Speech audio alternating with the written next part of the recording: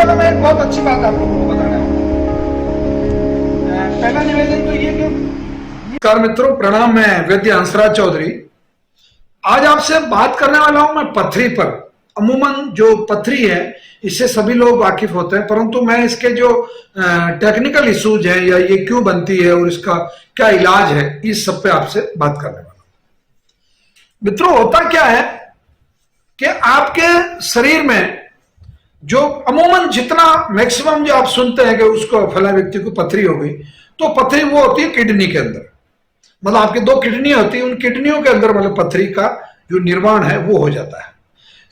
कई लोगों को गॉल ब्लैडर में भी पथरी बनती है, कई लोगों को लीवर के अंदर पथरी बन जाती है, और कई लोगों को शरीर के अन्य अंगों में भी पथरी बनती है, परंतु वो रियरेस्ट स्थिति में होता तो अपन को ज्यादा सुनने को नहीं मिलता। अपन को ज्यादातर जो पथरी सुनने को मिलती है या तो वो किडनियों के अंदर या गॉल ब्लैडर के अंदर या आपका जो लीवर का जो मतलब बड़ा हिस्सा है उसके अंदर। अब इन सभी में बनने का जो कॉमन रीजन है वो एक्चुअली आपको पेशाब में जब मतलब किडनियों में, यानी कि पेशाब वाली पथरी का मतलब हो गया, किडनियों के अंदर जब पथरी का निर्माण होता है, या यूरेथ्रा के अंदर जब होता है, या आपका जो यूरिन ब्लैडर है उसमें अगर पथरी का निर्माण होता है, तो उसमें आपके बॉडी के अंदर कैल्शियम, ऑक्सलेट, यूरिक एसिड और सिस्टीन, इस तरीके के केमिकल जब ज्यादा बनते हैं तो वो आयरन के साथ में, सल्फर के साथ में और जिंक के साथ में या लेड के साथ में, ये जो दूसरी धातुएं हैं इनके साथ में ये कैल्शियम, ऑक्सलेट, यूरिक एसिड और सिस्टीन, ये उसके साथ में रिएक्शन करके उसका फॉर्मेशन शुरू कर देते हैं, उसका जो निर्माण है वो शुरू कर देते हैं और इसके क्रिस्टल बनने लग जाते हैं। मतलब इसके पथरी के क्रिस्टल बनना शुरू हो जाता है, और ये जो क्रिस्टल है वही पथरी है। अब ये अगर नुकीले हैं तो बहुत ज्यादा दर्द करता है, थोड़ा बहुत भी इधर उधर हिलते डुलते हैं तो आपको पेशाब में मतलब खून आने लग जाता है, या लीवर के अंदर अगर थोड़ा बहुत हिलता डुलता है तो बहुत भयंकर मतलब लीवर की साइड में जबरदस्त पेन होने लग जाता है। गॉल ब्लैडर में है तो भूख कम लगने लग जाती है और आप परेशान होने लग जाते हैं। 80% जो पथरियां हैं वो कैल्शियम के कारण बनती है।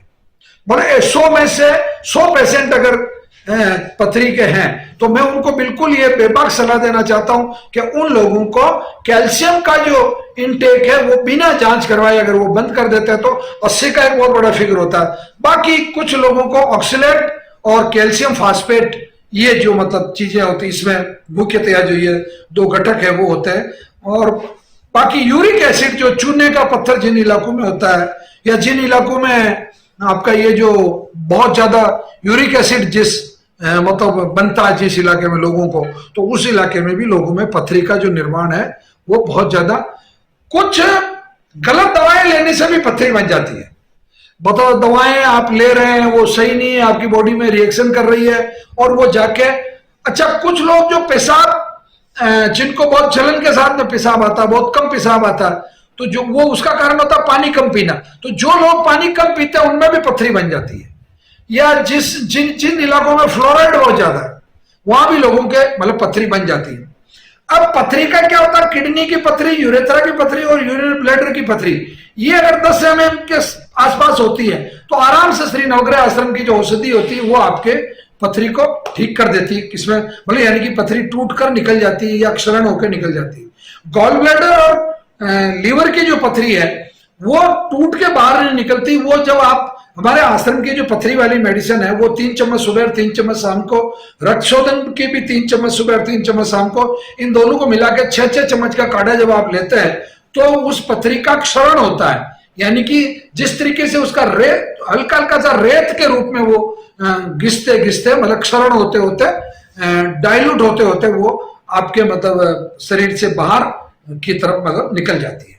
तो जनरली गॉल ब्लैडर और लीवर की पथरी में अच्छा खासा समय लगता है, 1.5 साल 2 साल लग जाता है, और जो किडनी की पथरी है वो आपकी 1-1.5 महीने में या अधिकतम 2 महीने के अंदर मतलब निकल जाती है। तो जिस पथरी के पेशेंट को कुल्हड़ का पानी बहुत पीना चाहिए और इसके गुड़हल के पुष्पों का सेवन करना चाहिए, और सबसे जो अच्छी बात है वो हमारे यहाँ की जो पथरी की दवाई है या जो रक्त शोधन जो है, इन दोनों औषधियों का काढ़ा बना के लेना चाहिए। अगर आपके परिवार में किसी को भी पथरी संबंधी कोई भी समस्या अगर है या यूरिन संबंधी कोई समस्या है, तो शुक्रवार के दिन प्रातः 7 बजे तक आप आश्रम पहुंच जाएं। 8 बजे क्लास होती है और 10 बजे तक हम आपको मेडिसिन दे देते हैं। मित्रों, मैं आज आपको ये बताना चाह रहा हूं कि ये कैंसर जो ठीक होता है, मतलब जिन लोगों का कैंसर ठीक होता है, उन लोगों का ये कैंसर ठीक होने में प्रोसीजर क्या होता है, मतलब शरीर में क्या ऐसी क्रियाएं होती है, क्या परिवर्तन होता है जिससे कैंसर ठीक हो जाता है। अब इसको समझने के लिए सबसे पहला तो कारण यह समझना पड़ेगा कि ये कैंसर क्यों होता है। मतलब जैसे शुरुआत होती है वैसे ही वापस इसका अंत भी होता है। मतलब किसी भी, जैसा आपने सुना होगा ना कि इतिहास अपने आप को दोहराता है, यहां इस बात को आप समझने की कोशिश करें। क्या होता है कि कोई भी रोगी, पेशेंट, जब रक्त शोधन लेता है, कैंसर किट लेता है, कैंसर कीमो लेता है, और उसके अंग विशेष में, जैसे माना कि फेफड़े का कैंसर है तो वो कफ खांसी वाली मेडिसिन लेता है। होता क्या बेसिकली, आपका जो शरीर का जो निर्माण है वो निरंतर हो रहा है। आपको इस चीज को समझना पड़ेगा। मतलब ऐसा नहीं कि भाई एक बार आप माता की कोख से बाहर आ गए और बस अब आप पूरे बन गए, नहीं, ऐसा नहीं होता। मतलब आपके शरीर का जो निर्माण है वो प्रतिक्षण होता है। मतलब एवरी सेकेंड, मतलब आप प्रोसेस से गुजर रहे हैं, मतलब आप नए हो रहे हैं, मतलब आप बन रहे हैं। आपके शरीर में जो कोशिकाओं के निर्माण का जो प्रोसीजर है वो प्रति सेकंड चल रहा है। अब आप कहेंगे साहब ये प्रति सेकंड चल रहा है, फिर तो हम तो बहुत बड़े हो जाने चाहिए। नहीं, आप बहुत बड़े नहीं होते। बहुत बड़े से मतलब आकार में आप हाथी जैसे हो जाने चाहिए, नहीं, ऐसा नहीं होता। क्यों नहीं होता? आप प्रतिक्षण बन भी रहे हैं और प्रतिक्षण मर भी रहे हैं। मतलब आपसे, मतलब आपका जो शरीर है उसकी जो कोशिकाएं, यानी कि एवरी सेकंड नई सेल्स बन रही है और एवरी सेकंड नई सेल्स मर रही है, मतलब डिस्ट्रॉय हो रही है। आप कहेंगे साहब फिर मर रही जो इकट्ठी कहां हो रही है? जी, वो इकट्ठी नहीं हो रही है, वो बेसिकली आपकी बॉडी से धीरे धीरे मतलब वो निकल रही है। वो एक अस्तित्व है। एक कोई भी कोशिका अपने आप में अपना एक अस्तित्व लेके चलती है। उसका अपना एक ब्रह्मांड है, अपना उसका एक, उसके पंच तत्व है, अपना उसका लक्षण है, अपना उसका डीएनए है, अपनी उसकी थॉट है, सब उस कोशिका की अपनी अपने आप में।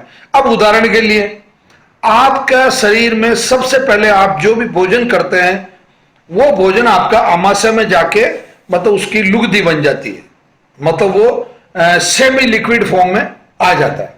फिर आमाशय उसको जब नीचे खिसकाता है तो छोटी आंत होती है, फिर बड़ी आंत होती है। तो यानी कि आमाशय में, छोटी आंत में और बड़ी आंत में मतलब ऐसी कुछ ग्रंथियां या ऐसे कुछ सेंसर लगे हुए हैं जो उस रस वाले पदार्थ को, उस भोजन को भोजन मतलब जो आपने मुंह किया वो उनका भोजन नहीं है। उनका भोजन क्या है? प्रोटीन है, कार्बोहाइड्रेट्स हैं, फैट है, ये सब चीजें तो मेजर है ही है। परंतु जो सबसे मेजर जो है वो है उसके अंदर जितने भी जो भी चीज आपने ली उसके जितने औषधीय गुण हैं, औषधीय गुणों में मतलब उसमें जो कंटेंट है, जैसे उदाहरण के लिए कि आप कैंसर कीमो ले रहे हैं तो कैंसर कीमो के अंदर जो विनक्रिस्टिन है उस विनक्रिस्टिन को भी वो ले रही है। जैसे गौमूत्र है, अब गौमूत्र में कुल 34 प्रकार के कैंसर को मारने वाले जो 34 प्रकार के कंटेंट है वो गौमूत्र के अंदर है, उसको भी वो ले रही है। जो हल्दी है उसके अंदर जो करक्यूमिन है उसको भी वो ले रही है। तो ये लेके बाकी फिर आपका काल मेघ में क्या है वो सब, जिसमें जिसमें जो जो तत्व है, आपके शीशम में क्या है वो सब तत्व, आपकी तुलसी में क्या है वो तत्व, वो सेंसर खींच रहे हैं। वो सेंसर खींच के और किसको दे रहे? वो सीधा खून में मिला रहे हैं, मतलब वो थ्रू लीवर के, मतलब वो लीवर के अंदर जा रहा है और लीवर उसको फिल्टर करके, मतलब उसको सुधार के और उसको कहां पहुंचा रहा है? हार्ट तक पहुंचा रहा है। और हार्ट उसको कहां पहुंचा रहा है? हार्ट उसको पूरी बॉडी के अंदर, मतलब पूरे शरीर के अंदर हार्ट उसको भेज रहा है, मतलब जहां भी जा रहा है। अब वो जा रहा है तो किसके पास जा रहा है? मतलब ऐसा थोड़ी कि भाई यहां से डाक भेज दी, वहां चली गई, वहां से भेज दी, यहां आ गई, ऐसा तो नहीं है। क्या है? वो उन सब कोशिकाओं तक जा रहा है।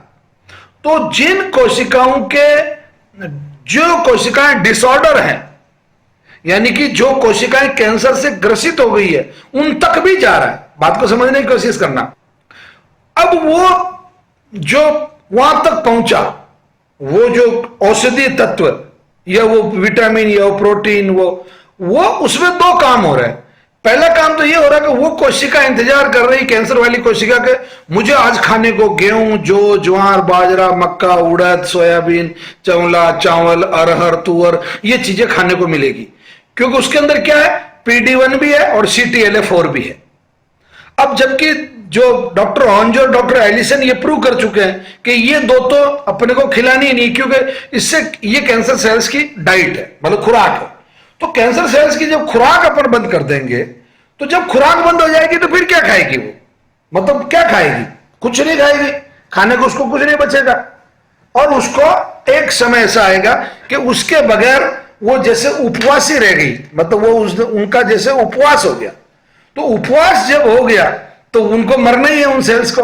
तो ये तो इधर से तो मरी सेल्स, एक तो उपवास की वजह से, दूसरा वो जो औषधीय तत्व थे उसकी वजह से, ये तो इधर मरने का प्रोसीजर हुआ, मतलब उन कोशिकाओं के खत्म होने का प्रोसीजर हुआ।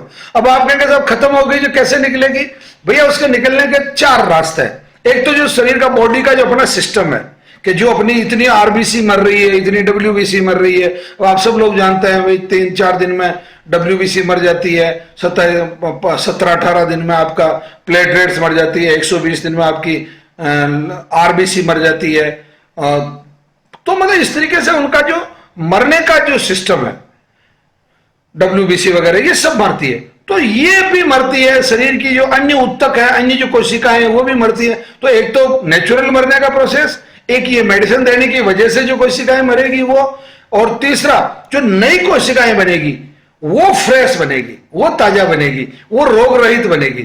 और वो जब रोग रहित बनेगी तो नई कोशिकाएं बिना कैंसर वाली बनेगी। तो इस प्रोसीजर से मतलब जो आपका कैंसर है वो ठीक होता है। मतलब इसको शॉर्ट में अगर मैं आपको समझाना चाहूं तो नई कोशिकाओं के निर्माण और पुरानी कोशिकाओं के विघटन और मृत्यु और नष्ट होने के प्रोसीजर की वजह से आपके शरीर का जो कैंसर है वो ठीक होता है। और इसमें मेडिसिन का भी रोल होता है, इसमें आप जो उपवास करते हैं उसका भी रोल होता है, और उसमें आपका जो आत्मविश्वास होता है उसका भी रोल होता है, और उसमें सबसे इंपॉर्टेंट रोल होता है, हर सेल की अपनी उम्र है, हर कोशिका की अपनी एक निश्चित उम्र है। तो वो निश्चित उम्र लेके वो कोशिका तो अपने आप खत्म होती है, और जो नई जो बनती है वो अच्छी वाली बनती है, वो पावरफुल बनती है। इसलिए फिर वो मतलब नई कोशिका जो आएगी वो बिना कैंसर वाली आएगी। तो मित्रों मैं सोचता हूं कि ये अच्छी जानकारी थी।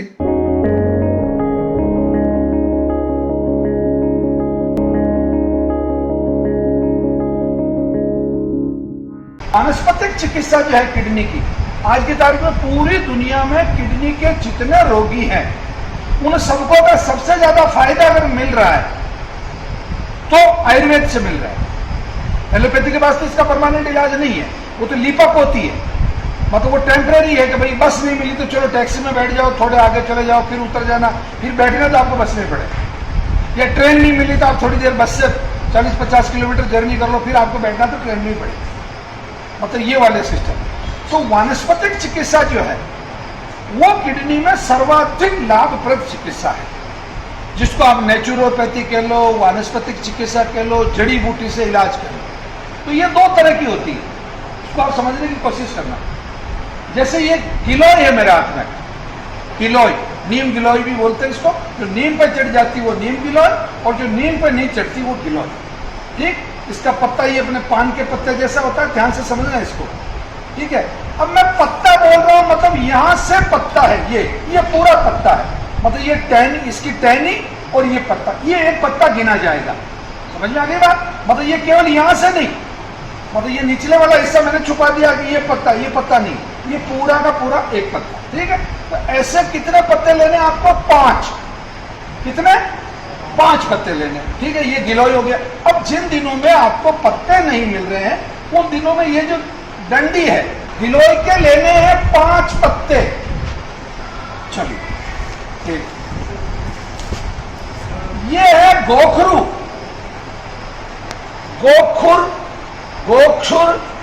गोखरू, कांटी, 7 स्टार, बहुत सारे इसके नाम।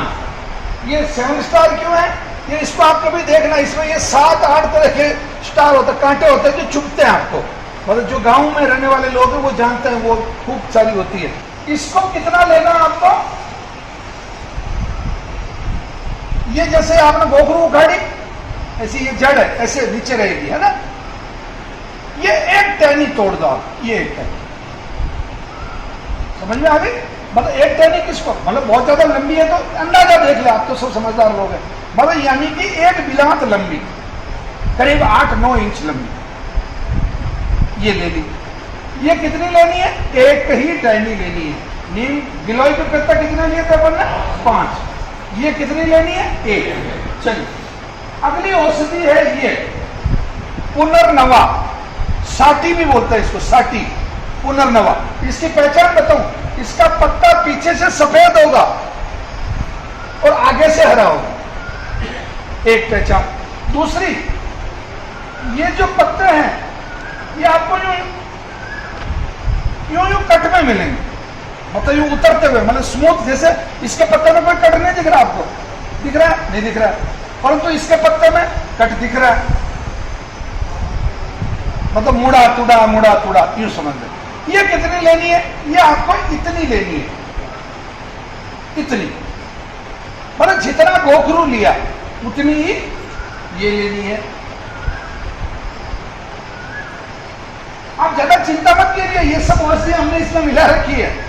मतलब वो मैं आपके नॉलेज के लिए बता रहा हूँ, क्योंकि बहुत सारे ऐसे लोग हैं कि जिनके यहाँ ये चीजें उपलब्ध है, तो वो ये भी ले तो तुरंत रिजल्ट आएंगे। मतलब यूं कह लो आप 6 महीने की जगह आप 3 महीने में ठीक हो सकते हैं। मैं इसलिए आपको बता रहा हूँ। और ज्ञान किसी के बाप का नहीं, किसी की बपोती नहीं। ज्ञान हंसराज चौधरी की बपोती नहीं, तो हंसराज अपने पास रखेगा।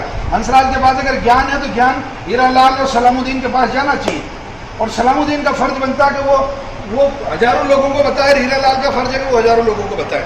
अगला जो पौधा है वो है ये गुड़ल। ये सब जगह होता है, सब लोग जानते हैं। इसके पत्ते ये कट्टे पत्ते होते हैं। ये जो फूल है, फूल में बोल रहा हूं तो ये पूरा बोल रहा हूं, पुष्प जो बोल रहा हूं, ये टहनी सही, ये टहनी, ये इसके पिछले वाली हरी वाली टोपी, ये इसकी पंखुड़ियां, और ये इसका स्त्री केसर कुल केसर, ये पूरा का पूरा करके एक फूल हुआ। तो ये फूल कितने लेने? 5 फूल हो गए, 5 पत्ते हो गए अपने नीम गिलोय के, और एक टहनी इसकी गोखरू की हो गई, और एक टहनी पुनर्नवा की हो गई। इन सबको आप एक मिक्सी के जार में डाल दो, पानी डाल दो अपना सिंपल सा, जो भी आरओ का है, सिंपल है, हैंडपंप का है, जो पानी आप पीते हैं वो पानी डाल दिया, और उसको ग्राइंड करो। ग्राइंड करके उसको छान लो। ग्राइंड थोड़ी देर तक ज्यादा करो, क्योंकि ये वनस्पति आती है, इसमें थोड़ा सा उसका कसपट्टा थोड़ा लेक आएगा, तो उसको खूब देर तक चला लो और उसको छान लो। एक बार और पानी डालो, फिर और चला लो, उसको भी छान लो, तो आपको अच्छी सी ये छन। इसको वो जो जूस है, जो जूस स्वरस बोलते हैं आयुर्वेद में, वो जो रस निकला है, उस रस को आप लोगों को, पेशेंट को सिप करके पीने के लिए देना। यूं नहीं कि गट पी गए, नहीं। अपने को भगवान ने बहुत अच्छा जरिया दिया है ठीक होने का, तो इसको आराम से एक पेग, मतलब सिप करते एक घूंट सिप करते आपको पीनी है। मैं आपको दावे के साथ कह सकता हूं, अगर एक बार सुबह और एक बार शाम को, शाम का मतलब 4 बजे के आसपास, मतलब रात को नहीं, रात नहीं बोल रहा हूं, शाम बोल रहा हूं, शाम को, मतलब 6 बजे से पहले, और जो राइट टाइम है वो 4 बजे, ओके, 4 या 4 से पहले, और सुबह उठते ही आप लोग अगर ये जूस पीते हैं, मैं दावे के साथ कह सकता हूं आपकी 5 प्रॉब्लम एक साथ सॉल्व हो जाएगी। मित्रों, मैं आज जिस इस अद्भुत औषधीय पौधे से आपका परिचय करवा रहा हूं, वो शायद आप पहचान गए होंगे। ये गोरख मुंडी है। गोरख मुंडी मतलब, मुंडी का मतलब सामान्यतया सिर से लिया जाता है, और गोरख का मतलब बहुत पुराना पौराणिक काल से, क्योंकि आदिदेव भगवान शंकर आयुर्वेद के प्रणेता रहे हैं, अधिष्ठाता रहे हैं, तो उनके जो परम शिष्य गुरु गोरखनाथ, उनमें जितने गुण थे उतने ही गुण इस औषधि के अंदर है, इसलिए इसको गोरख मुंडी मतलब कहा गया है। ये आपको मैं यहाँ नजदीक से दिखाना चाहूंगा, आप देखें ये इस तरीके से जमीन पे उगने वाला पौधा है। और ये जो जल भराव क्षेत्र होता है, मतलब यानी कि जो पानी जहाँ भरता है, जिस क्षेत्र में इस तरीके से गहरा पानी जहाँ भरता है, और वो जनवरी फरवरी मार्च में ये आपको सर्वाधिक दिखाई देने वाला पौधा होता है, और अप्रैल तक इसमें ये डोडी आती रहती है। बाद में इसके सूख जाने के बाद में मैं आपको इधर ये दिखाना चाहूंगा, ये देखिए ये सूख गई। ये सूखने के बाद में ये जो इसकी डोडियां है ये इस तरीके से भूरे और मिट्टी के रंग की ये हो जाती है। तो मैं बात कर रहा था आपसे गोरखमुंडी के पंचांग की। पंचांग का मतलब होता है जैसे इसकी जड़, ये इसकी टहनी, और छोटे छोटे पुष्प आते हैं जो लुप्त प्राय रहता है, और ये इसका फल। तो यानी कि इसके पत्ते, इसका फल, इसकी डोडी, इसकी जड़ और जो पुष्प इसमें, यानी कि ये इसका पूरा पंचांग है।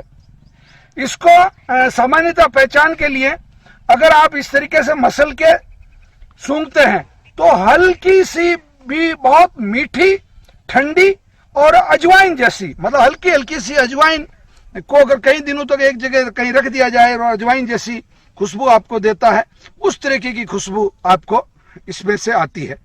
अब मित्रों मैं बताना चाहूंगा इसके औषधीय उपयोग के बारे में। अद्भुत औषधीय पौधा है ये। इसकी जो इसका प्रयोजन अंग जो है, यानी कि पंचांग इसका काम में लिया जाता है, पांचों अंग। और कई मामलों में इसकी डोडी, यानी कि इसका जो ये जो डोडी है, जो इसका फल है, मुंडी जिसे कहते हैं, ये भी प्रयोग में लिया जाता है। मित्रों इसका बैंगनी रंग आप देख रहे हैं, सूखने के बाद में बिल्कुल मिट्टी जैसा इसका रंग हो जाता है।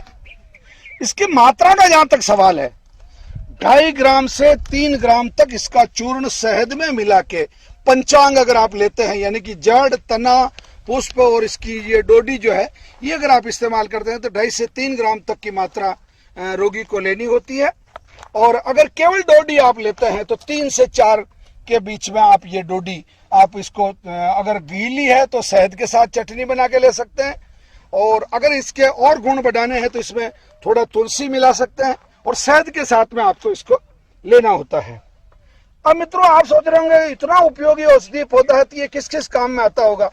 वास्तव में बहुत अद्भुत इसका उपयोग है। सबसे पहले सिर के जो रोग है, यानी कि जिसका सिर दर्द रहता है, या जिसकी स्मरण शक्ति कमजोर हो जाती है, मेमोरी लॉस जिनको होने लग जाता है, वो अगर गोरखमुंडी इस्तेमाल करते हैं तो बहुत उपयोगी है। इसके बाद में ये थायराइड में बहुत काम देती है। सोजिश अगर आपके शरीर में हो, और खासतौर से गले की सोजिश अगर हो, तो गोरखमुंडी उसमें बहुत ही लाभप्रद है। इसको इंडियन वियाग्रा भी कहा जाता है, मतलब ये देसी वियाग्रा है। जिन लोगों में यौन शक्ति की कमी है या जो यौन दुर्बलता है, उसके लिए इसकी 3 डोडी रोजाना अगर शहद के साथ में आप इस्तेमाल करते हैं तो संतानोत्पत्ति में भी और शुक्र के निर्माण में भी ये बहुत अधिक मदद करती है। जिनका हृदय दुर्बल है, यानी कि हार्ट जिनका कमजोर है, उनके लिए ये मेडिसिन बहुत ही रामबाण है। स्प्लीन में जिनमें स्वेलिंग है या स्प्लीन डिसऑर्डर है, स्प्लीन जिनकी गड़बड़ हो जाती है, लीवर जिनका गड़बड़ हो जाता है, या जिनको पीलिया हो जाता है, उसमें ये गोरखमुंडी अत्यंत लाभप्रद है। कंठमाला, गले में जिनको गांठें हो जाती है, उसमें भी गोरखमुंडी अत्यंत लाभप्रद है। मित्रों टीबी, ट्यूबरक्लोसिस के पेशेंटों को भी ये बहुत लाभ करती है। और कुष्ठ और दाद के जो रोगी है, वो इसके पंचांग को बहुत अच्छा बांट के, मतलब बिल्कुल इसका कल्क बना के, इसकी चटनी बना के, और अगर इसके उस स्थान पर लगाते हैं, प्रभावित स्थान पे, तो ये तत्काल लाभ देता है। और इसका सेवन करने से भी कुष्ठ और दाद में बहुत लाभ मिलता है। मिर्गी जिन लोगों को आती है, उसमें इसकी 2-3 डोडी रोजाना अगर शहद में बांट के अगर खिलाई जाए चटनी बना के, तो मिर्गी में भी अत्यंत लाभप्रद है। और अंत में मैं ये कहना चाहूंगा कि रोग प्रतिरोधक क्षमता के मामले में गोरखमुंडी का कोई मुकाबला नहीं है। इतनी अच्छी रोग प्रतिरोधक क्षमता ये अपने आप में रखती है।